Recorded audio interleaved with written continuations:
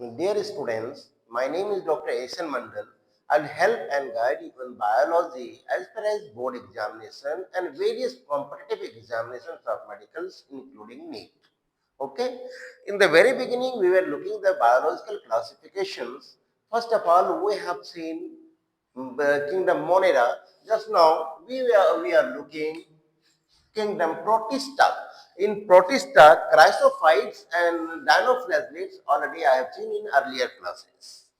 So I mean to state that, dear students, today I have to see euglenoids, which one is commonly known as euglena, and its division is euglenophyta.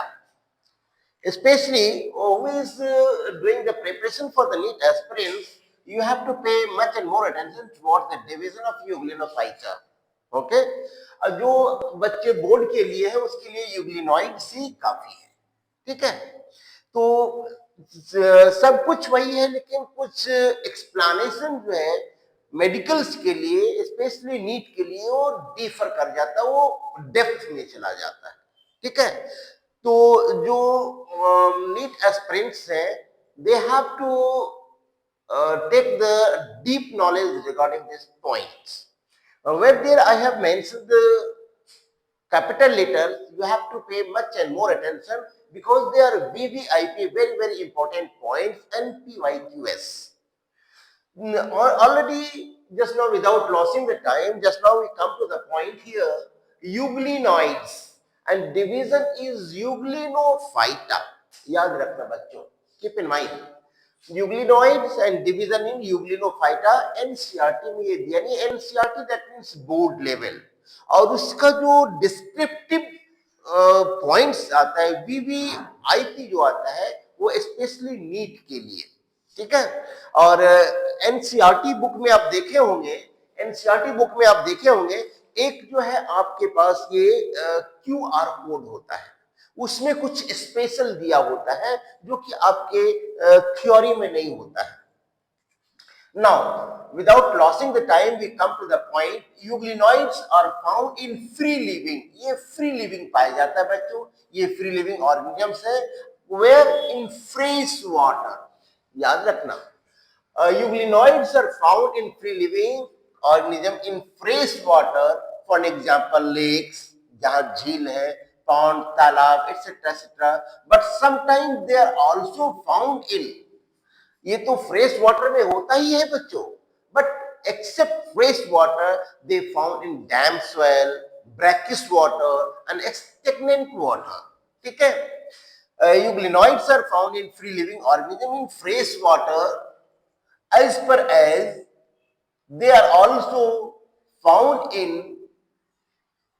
damp soil, brackish water and stagnant water.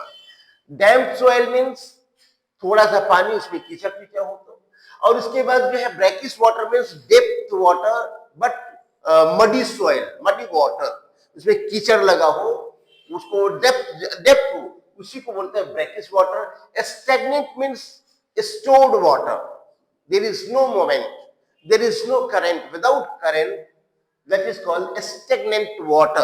Okay बच्चों, next, they are photosynthetic in the presence of sunlight, और ये जो है photosynthetic होता है when in the presence of sunlight. Euglenoids are photosynthetic in the presence of sunlight. अगर आपको sunlight अगर नहीं मिले तो when the sunlight go to be deprived, अगर उसको sunlight नहीं मिलता है तो then the euglenoids behave just like a heterotrophic organisms. Okay, याद रखना बच्चों, once a time, just now I go to repeat. Euglenoids are photosynthetic in nature, but in the presence of sunlight. When sunlight deprived, अगर sunlight उसको नहीं मिलता, sunlight मिलेगा तो photosynthesis से अपना फूड प्रिपेयर कर लेगा।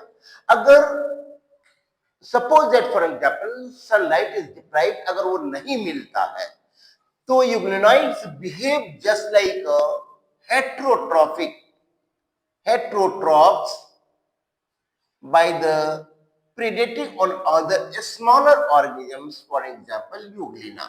जैसे युगलाना एक छोटा जानवर है, तो इसलिए ये अपने से छोटे जानवर को ये क्या कहता है कि शिकार बना लेता है, प्रे बना लेता है। ठीक है, तो इसके बाद जो है ये यूग्लिनॉइड जो है ये फ्रेश वाटर में होता है। ये फ्रेश वाटर के अलावा जो है ये अगर ये मिलता है ये डैम्प सॉइल में मिलता है, ब्रैकिश वाटर में होता है, उसके बाद स्टेगनेंट वाटर में होता है, और ये फोटोसिंथेटिक in नेचर होता है, but in the presence of sunlight, when the sunlight deprived they behave just like a heterotrophic organisms, for example, and predating on the smaller organisms, for example Euglena. अब इसके बाद ये इसका introduction हो गया बच्चों, this is the introduction of Euglena, this is the introduction of Euglena. अब इसके बाद इसके स्ट्रक्चर के बारे में बात दें।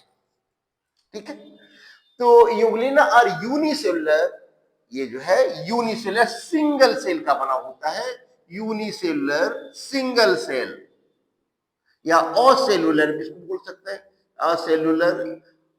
ठीक है, euglena are acellular, that means unicellular organism, and cell wall is absent, cell wall इसमें होता ही नहीं है, सेल वॉल इसमें होता ही नहीं है, because around them they were surrounded by a cell membrane which is made up of lipoprotein। इसके बारे में एक चीज मैं आपको स्पेशली बता दूं बच्चों कि euglena are first of all kept in the kingdom Plantae.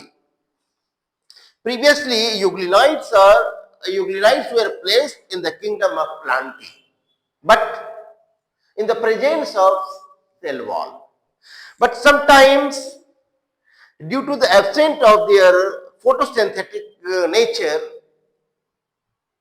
some scientists placed in the kingdom of Animalia. Previously, in the very beginning, Euglena are placed in kingdom Plantae because they have photosynthetic nature and presence of cell wall. After some time, some scientists found that cell wall is absent and cell membrane is found, and they have predators just like other organisms. But according to a modern scientific nature and the 5 kingdom of classifications as R.S. Whitaker, Euglena are kept under the kingdom of Protista। ठीक है, तो ये अभी का जो valuable points है according to R.S. Whitaker, they kept under the kingdom of Protista, जो मैंने लिखा है। ठीक है, इसके पहले 3 कंफ्यूजन था, तीनों को डिमोलिश कर दिया गया। R.S. Whitaker का 5 kingdom system of classification is now valuable and accepted। Euglena are unicellular and cell wall is absent around them and they are surrounded by cell membrane which is made up of lipoprotein। ये किसका बना होता है बच्चों? ये lipoprotein का बना होता है। ठीक है, and this membrane is covered by a pellicles, और ये जो है ये पेलिकल से बना होता है। Pellicle means source of protein, मैं लिख देता हूं यहां, source of, rich source of protein लिख देता हूं मैं, rich source of protein, rich source of protein. तो ये पेलिकल जो है ये रिच सोर्स ऑफ प्रोटीन्स है, and pellicle is mainly made up of protein, pellicle is mainly made up of protein and it is elastic in nature due to the presence of protein, due to the presence of protein, it is elastic in nature।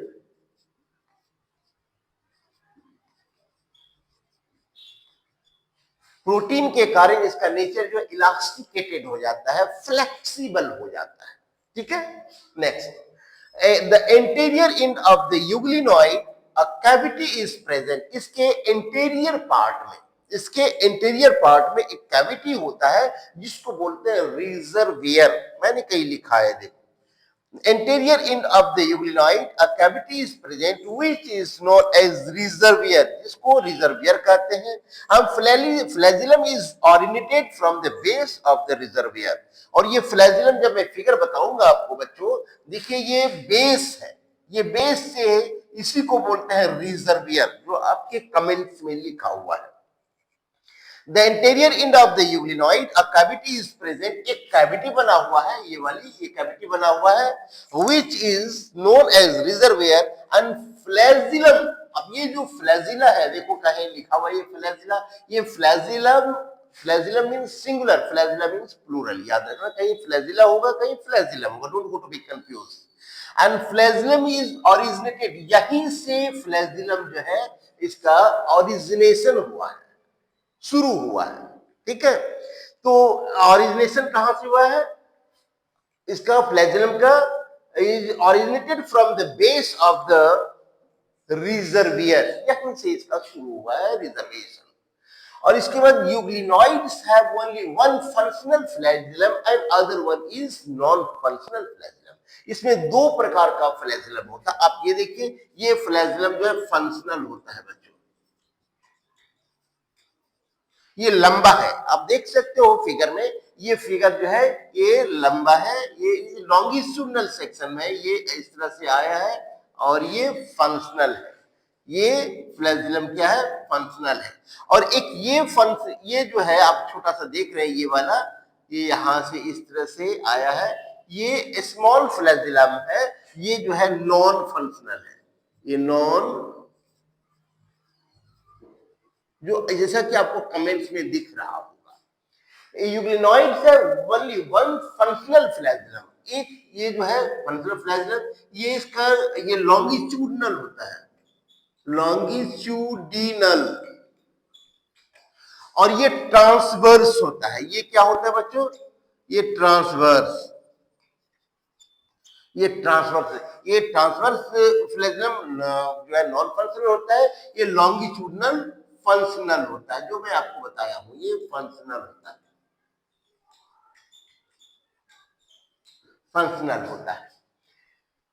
अब इसके बाद क्या है, एक इसमें आई spot होता है बच्चों, यहां देखोगे फ्लैजिलम, ये तो रिजर्वियर हो गया आपका, ये रिजर्वियर हो गया, और यहीं से ओरिजिनेट हुआ है फ्लैजिलम का जो फंक्शनल होता है। उसके राइट हैंड साइड ये वाली पार्ट, ये जो है there is a eye spot found on the interior position, ये जो है ये eye spot specially found on the interior position, one eye spot is present on the interior position, आपके कमेंट्स में भी नोट किया हुआ है बच्चों। अब इसके बाद हम लोग अब देखते हैं बच्चों, इसमें next point, they have contractile vacuoles. अब देखिए कॉन्ट्रैक्टाइल वैक्यूल्स कहां है आपका, ये जो है आप देख रहे हैं ये वाली पार्ट, ये कॉन्ट्रैक्टाइल वैक्यूल्स है। Euglenoids have contractile vacuoles, vacuoles means empty place, खाली जगह, जिसको ल्यूमेन भी बोल सकते हो, इसको ल्यूमेन भी बोल सकते हो, ल्यूमेन, या एम्प्टी प्लेसेस, एम्प्टी बैग कह सकते हो आप। जैसे हम लोग का स्टमक एक बैग की तरह है, एम्प्टी प्लेस है, जब हम फूड लेते हैं तो it stores inside the stomach, you can say food container, ठीक है। They have a contractile vacuole, contractile vacuole इसको हेल्प करता है किसमें, ऑस्मो रेगुलेशन में। ये ऑस्मो रेगुलेशन क्या है, इससे भी अपना फूड प्रिपेयर करता है बच्चों। और यूग्लिनॉइड्स हैव हैप्लॉइड न्यूक्लियस, इसमें single nucleus, haploid means single, diploid means dual, haploid means single,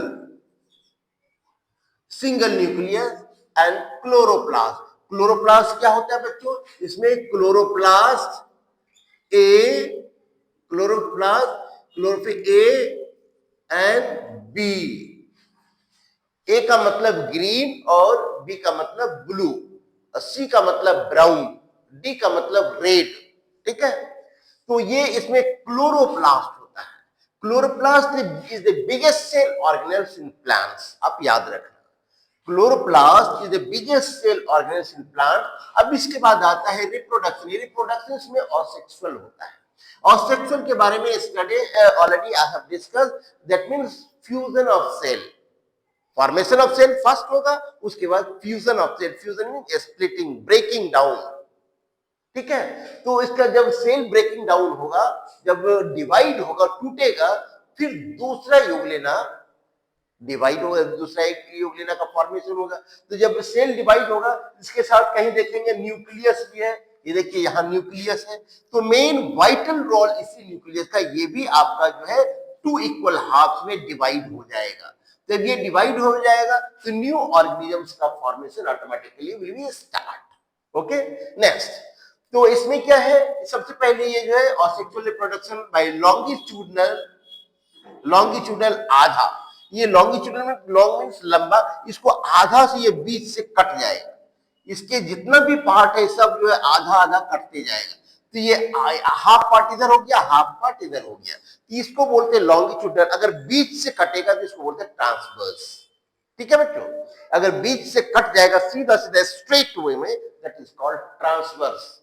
एक आप देखोगे टीएस ट्रांसवर्स सेक्शन, एक एलएस लॉन्गिट्यूडनल सेक्शन, आप प्रैक्टिकल में आप देखोगे। तो अब इसके बाद इसमें क्या है, असेक्सुअल रिप्रोडक्शन बाय लॉन्गिट्यूडनल, इसमें बाइनरी फ्यूजन होता है। ये दो ही बनते हैं, एक यूग्लिना से दो ही बनेगा, 4-10 नहीं बनेगा। अगर इसको डिवाइड करेंगे बच्चों, तो एक ए साइड और एक ए साइड, दो ही बनेगा। इसी को बोलते हैं binary. Bi means two, fusion means splitting. 2 equal half से जब ये डिवाइड हो जाता है, and 2 equal half is go to be divide, that is called binary fusion. अब इसमें ये कॉन्ट्रैक्टाइल वैक्यूल्स है, जो इसको ऑस्मो रेगुलेशन में काम करता है। अब देखो हेल्प करता है इससे। और इसके बाद ये न्यूक्लियस है, ये at the time of reproduction they go to be divide automatically. और उसके बाद ये पेलिकल्स है। पेलिकल्स हमने बताया, ये जो है rich source of protein, rich source of protein. और इसके बाद जो है डायग्रामेटिक व्यू ऑफ यूग्लिना। ये डायग्रामेटिक व्यू ऑफ यूग्लिना है, और इसको फ्लैजिलम बोलते हैं। और कहीं जो फ्लैजिला भी होगा, फ्लैजिला भी इससे प्लूरल। और ये आई स्पॉट है। और इसके बाद ये स्मॉल फ्लैजिलम है, ये नॉन फंक्शनल है। मैंने कहीं लिखा है नॉन फंक्शनल, मैं लिख देता हूं नॉन फंक्शनल। और ये क्लोरोप्लास्ट है बच्चों। ये देखो क्लोरोप्लास्ट का फिगर आप आगे में देखोगे। बायोलॉजिकल क्लासिफिकेशन में के बाद जो है प्लांट किंगडम जब आएगा, तो प्लांट किंगडम में आपका जो है ये क्लोरोप्लास्ट देखने को लगेगा। ये जस्ट लाइक माइटोकॉन्ड्रिया की तरह दिखने में लगेगा। ठीक है, और देखो भाई यहाँ भी लिखा मैंने, क्लोरोफिल जो है, इसमें क्लोरोप्लास्ट भी है, क्लोरोफिल भी है। और ये और B, A means green, B means blue. और ये जो है इसमें एक और आता है क्लोरोप्लास्ट में, ये जेंथीन, जीजेंथीन। ये केमिकल सब्सटेंस है जो इसमें ग्रीन कलर को फिलअप करने में हेल्प करता है। Zeaxanthin is the container of green pigment. Okay बच्चों, नेक्स्ट लेक्चर में हम लोग देखेंगे स्लिम मोल्ड्स। ठीक है।